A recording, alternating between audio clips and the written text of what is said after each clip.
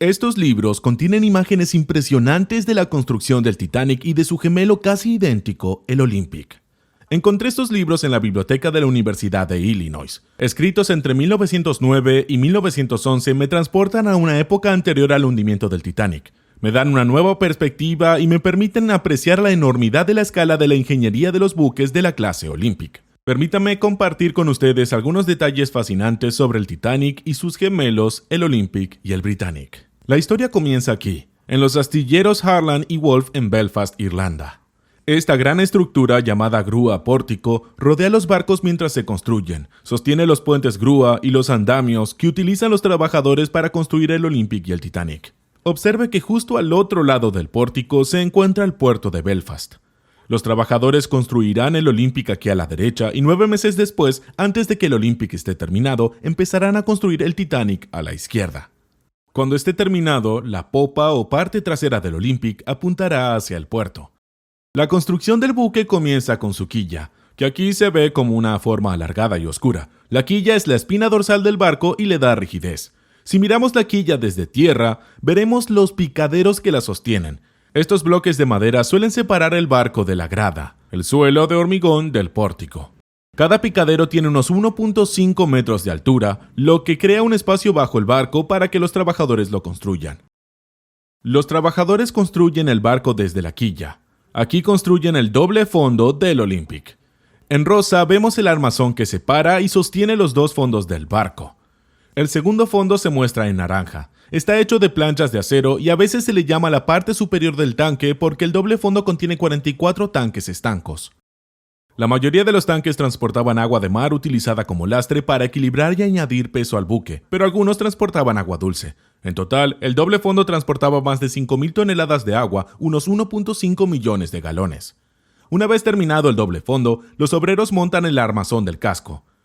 Desde esta vista vemos el armazón para la popa del barco.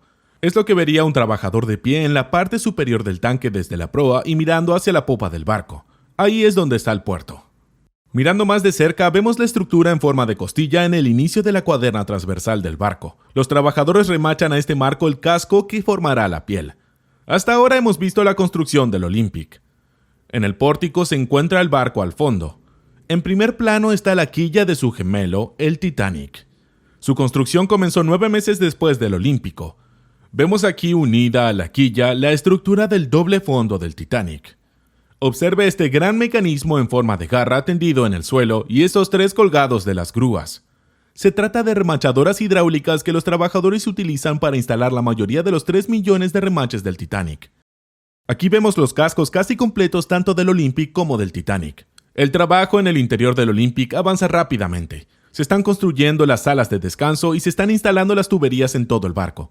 Para preparar la botadura del Olympic, los trabajadores pintan el barco de un gris claro para que destaquen las fotografías en blanco y negro, aunque poco después de su botadura lo volvieron a pintar de negro para que hiciera juego con los anteriores transatlánticos blancos. Para facilitar el deslizamiento en el agua, se engrasó la grada con 23 toneladas de aceite de sebo y jabón. Luego se dio la orden de soltar el barco. Se soltaron los gatillos hidráulicos y el buque se deslizó hacia el puerto alcanzando una velocidad de 12 nudos y medio.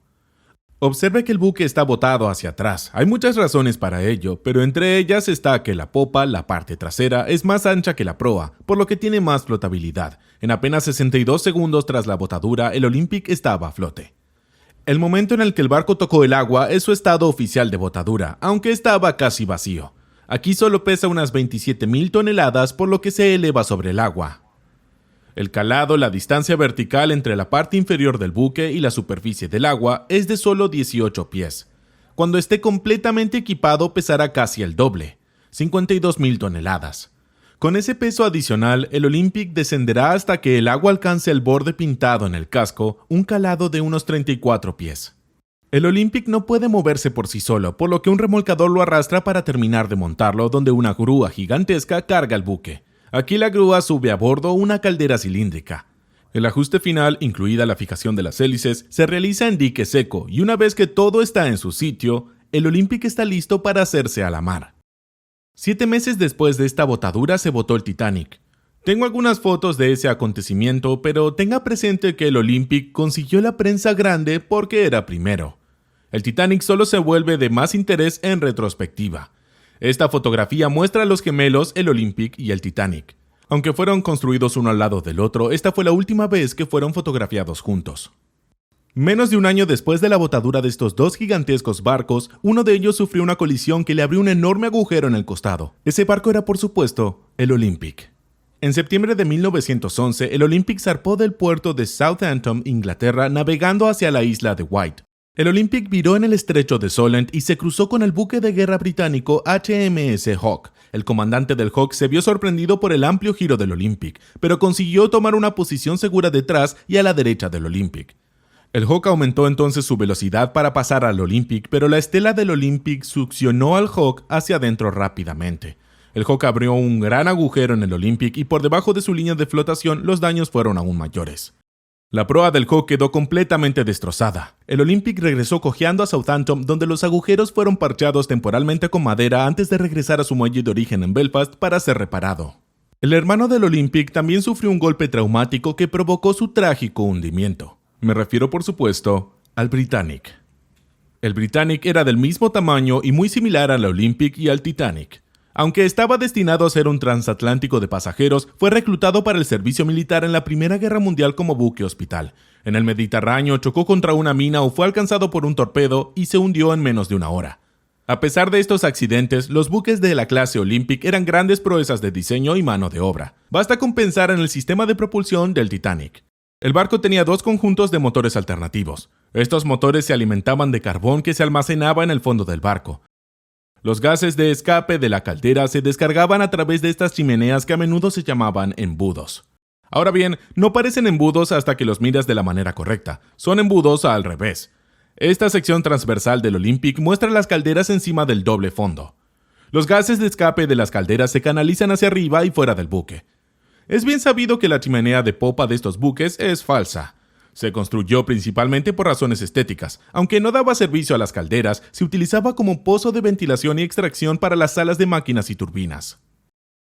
El Titanic necesitaba 4.000 toneladas de carbón para un viaje transatlántico que tardaba 24 horas en palear hasta las carboneras. Aquí, en esta foto del SS Minnehaha, se está cargando carbón en los puertos de carbón del lateral del casco. La carga de carbón en el Titanic era muy parecida. Esta carga dejaba rayas de polvo de carbón en el casco, por lo que casi todos los transatlánticos de la época estaban pintados de negro para ayudar a ocultar estos rastros de carbón. Tras la llegada de los buques que funcionaban con petróleo, los colores más claros se hicieron más populares. Mientras el Titanic cruzaba el Atlántico, 650 toneladas de carbón al día se introducían en calderas cilíndricas donde se quemaba para producir vapor. Estas calderas tenían casi 5 metros de diámetro. Esta imagen muestra una sola caldera. Fíjate en los dos obreros que hay a su lado.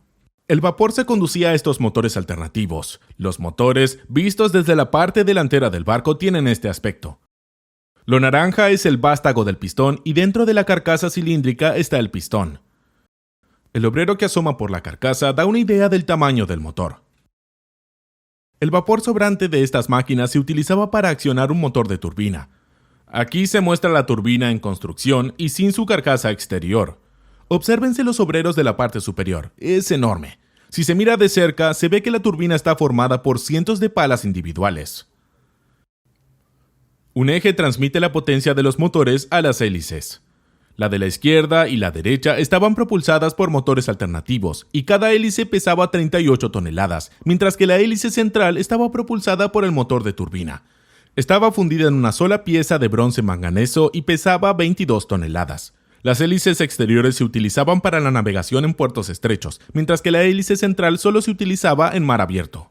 Además, a diferencia de las demás, la hélice central no podía accionarse marcha atrás, solo hacia adelante. Incluso con este potente sistema de propulsión, los buques de la clase Olympic no eran los más rápidos de la época, lo cual era intencionado. La White Star Line decidió centrarse en el confort y el lujo por encima de la velocidad. Está claro que las habitaciones lujosamente decoradas del Olympic y el Titanic sin duda hacían más agradable la travesía. Pero había algunas decisiones del diseño ocultas que hacían de estos barcos la cúspide del confort para todas las clases de servicio. Los barcos eran dirigidos usando estos engranajes helicoidales. Cada barco tenía 2 juegos de engranajes rectos y cónicos. Estos enormes engranajes tenían casi 2 metros de diámetro, eran de acero macizo y pesaban miles de kilos cada uno. Observa el dibujo de los dientes del engranaje. Este patrón permitía un encaje firme entre los dientes y reducía las vibraciones transmitidas al resto del barco. Todos juntos, los engranajes del Titanic pesaban alrededor de 7,5 toneladas. Esta pieza estructural de gran tamaño recibe el nombre de brazo de mandos. Estos brazos sujetaban los ejes de las hélices exteriores y debido a su tamaño y resistencia, refuerzan el casco, lo que reduce el pandeo. El pandeo se produce cuando las variaciones de la presión del agua, es decir, la cresta frente a la depresión de la ola, flexionan el casco hacia adentro y hacia afuera. Una menor flexión se traduce en una menor vibración percibida por los pasajeros. Estos brazos, también llamados soportes de eje, se instalaron a 6 metros de distancia en la popa del barco. Mientras que el Titanic y el Britannic tuvieron carreras trágicamente cortas, el Olympic triunfó. A lo largo de su vida realizó más de 500 viajes transatlánticos transportando a más de 400,000 pasajeros y recorriendo casi 2,5 millones de kilómetros. Incluso pasó 4 años como transporte de tropas estadounidense-canadiense durante la Primera Guerra Mundial, lo que le valió el apodo de El Viejo Fiable. Tras 24 años de servicio, el buque fue retirado de servicio y desguazado por piezas. Los buques de la clase olímpica eran auténticas maravillas de la ingeniería. Espero que sean recordados por su diseño revolucionario y no por sus fracasos. Soy Bill Hammack, el ingeniero.